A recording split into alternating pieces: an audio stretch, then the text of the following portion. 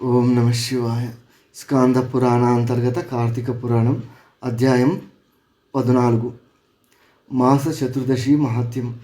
మాస శివరాత్రి వ్రత ఫలం. కార్తీక పూర్ణిమ దినమందు వృషోద్భార్గము అనగా ఆబోతు అచుబోయిట దానము చేయువానికి జన్మాంతరీయ పాపములు కూడా నశించును.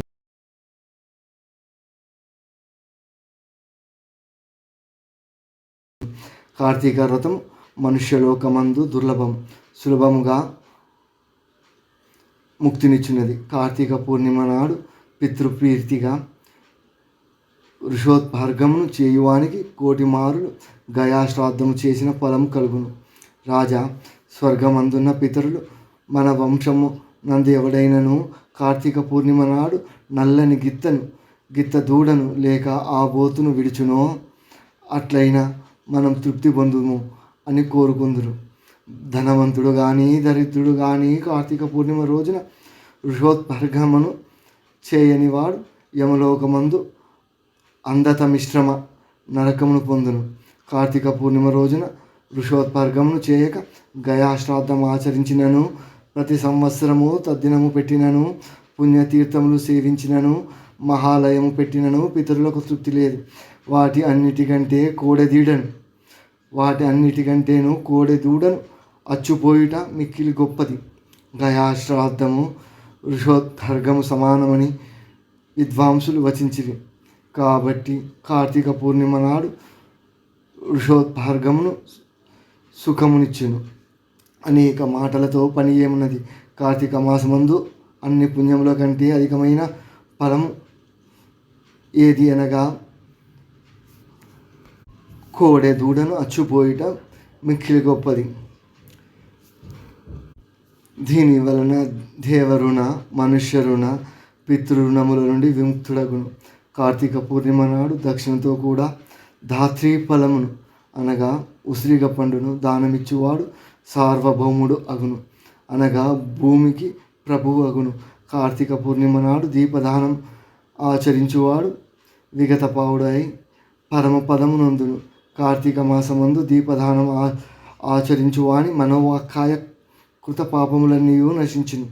కార్తీక పూర్ణిమ నాడు ఈశ్వరలింగ దానం ఆచరించువాడు ఈ జన్మమందు అనేక భోగములు అనుభవించి ఉత్తర జన్మమందు సార్వభౌముడగును. ఈశ్వరలింగ దానం వలన సమస్త పాపములు నశించును, పుణ్యము కలుగును. కార్తీక మాసమందు లింగదానం చేయక మిగిలిన ధర్మములు చేసినందున పాపములు ఎంత మాత్రమును కరిగిపోవు. ఈశ్వరలింగము అనగా బాణం. కార్తీక వ్రతము అనంత ఫలప్రదము, సామాన్యముగా దొరకనిది కనుక కార్తీక మాసమందు ఇతరుల అన్నమును భుజించుట, పితృవేషమును తినగూడని వస్తువులను భక్షించుట, శ్రాద్ధాన్నమును సేవించుట అనగా భోక్తగా నుండుట, తిలదానం గ్రహించుట ఈ 5ను విడవవలెను. కార్తీక మాసమందు సంఘాన్నమును, శూద్రాన్నమును, దేవార్చకుల అన్నమును, అపరిశుద్ధాన్నమును, కర్మలను విడిచిపెట్టిన వాని అన్నమును, విధవ అన్నమును భుజింపరాదు. కార్తీక మాసమును అమావాస్య ఎందున్న, పూర్ణిమ ఎందును, పితృదినమందును, ఆదివారమందును, సూర్యచంద్రగ్రహణములందును రాత్రి భోజనం చేయరాదు. కార్తీక మాసం ఏకాదశి నాడు రాత్రింపగలను, వ్యతిపాత, వాయుతృతి మొదలైన నిషిద్ధ దినములందును రాత్రి భుజించరాదు. అప్పుడు ఛాయానక్తమును చేయవలెను.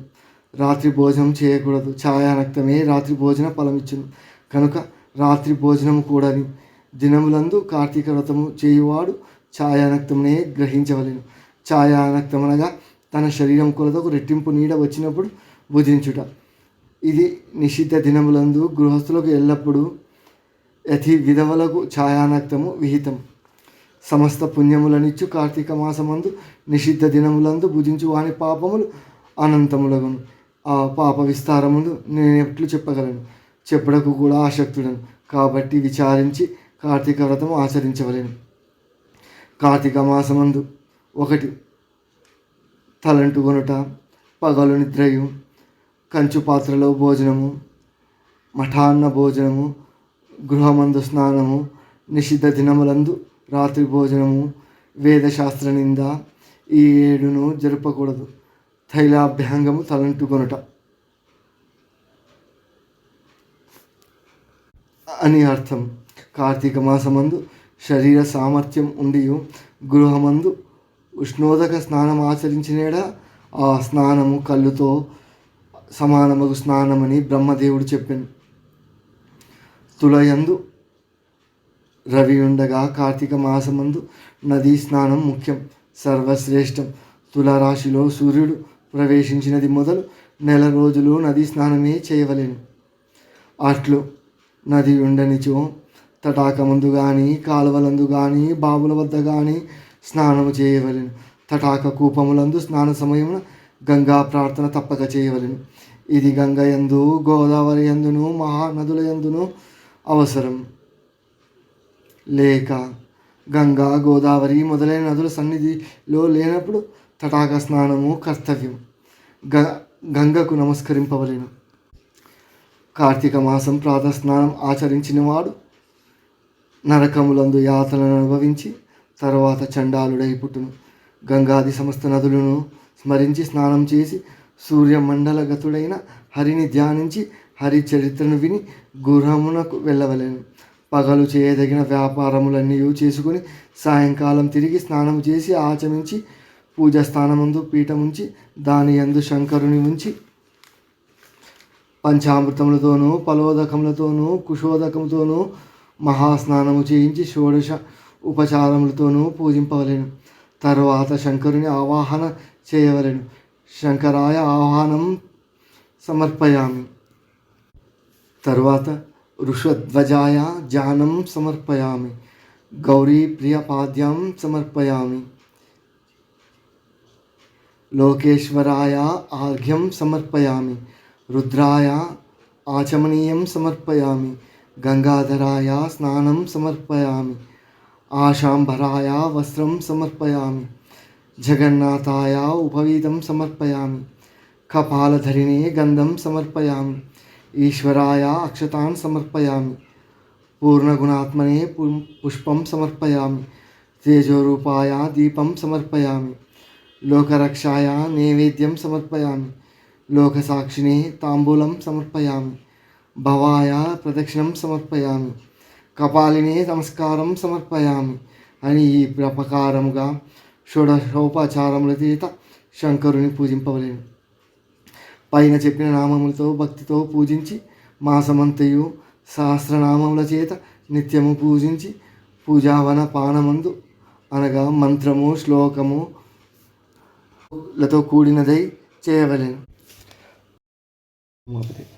పార్వతీకాంత దేవేశ పద్మజాక్షాంగి పంకజ ఆర్ఘ్యం గృహణాదైత్య రేదత్తం చేద ఉమాపతే అను మంత్రంతో ఆర్ఘ్యమునివ్వవలెను. ఎట్లు భక్తితో చేయువాడు ముక్తుడగును, సంశయం లేదు. రాజా తన శక్తి కొలది దీపమాలను సమర్పించి శక్తి వంచన చేయక బ్రాహ్మణులకు దానం ఇవ్వవలెను. ఈ ప్రకారం కార్తీక మాసమంతయు బ్రాహ్మణులతో కూడి నక్త వ్రతమును చేయువాడు 1000 సోమయాగములు, 100 వాజపేయ యాగములు, 1000 అశ్వమేధ యాగములు చేసిన ఫలములు పొందును. కార్తీక మాసము నందు ఈ ప్రకారముగా మాసనక్త వ్రతం ఆచరించువాడు పాపములను సమూలంగా పరిహరించుకొని అని నారదులు చెప్పిరి. కార్తీకమందు మాస నక్త వ్రతము వలన పుణ్యం అధికమగును, సమస్త పాపములు నశించును. ఇందులో సందేహము లేదు. కార్తీక మాసమున చతుర్దశి యందు పితృప్రీతి కొరకు బ్రాహ్మణులకు భోజనం పెట్టిన ఎడల పితరులను సంతృప్తి పొందెదరు. కార్తీక మాసమున శుక్ల చతుర్దశి యందు ఔరసపుత్రుడు తిలతర్పణం ఆచరించిన ఎడల పితృలోకస్తులైన పితరులు తృప్తిని పొందుదురు. కార్తీక మాసమందు చతుర్దశి నాడు ఫలదానం ఆచరించు వాని సంతతికి విచ్ఛేదనము కలగదు, సందేహం వలదు. కార్తీక మాసమందు చతుర్దశి నాడు ఉపవాసం ఆచరించి శంకరుని ఆరాధించి తిలదానం ఆచరించువాడు కైలాసమునకు ప్రభువుగును. సమస్త పాపములను పోగొట్టునదియు సమస్త పుణ్యములను వృద్ధిపరచునదియు అయిన ఈ కార్తీక మాసం అందు కార్తీక వ్రతము చేయువాడు విగతపావుడై మోక్షము పొందును. పవిత్రకరమైన ఈ అధ్యాయమును భక్తితో వినువారు సమస్త పాతకములకు ప్రాయశ్చిత్తమును చేసుకున్నవారగుదురు. ఓం నమ శివాయ. శివాయ నమ. ఓం.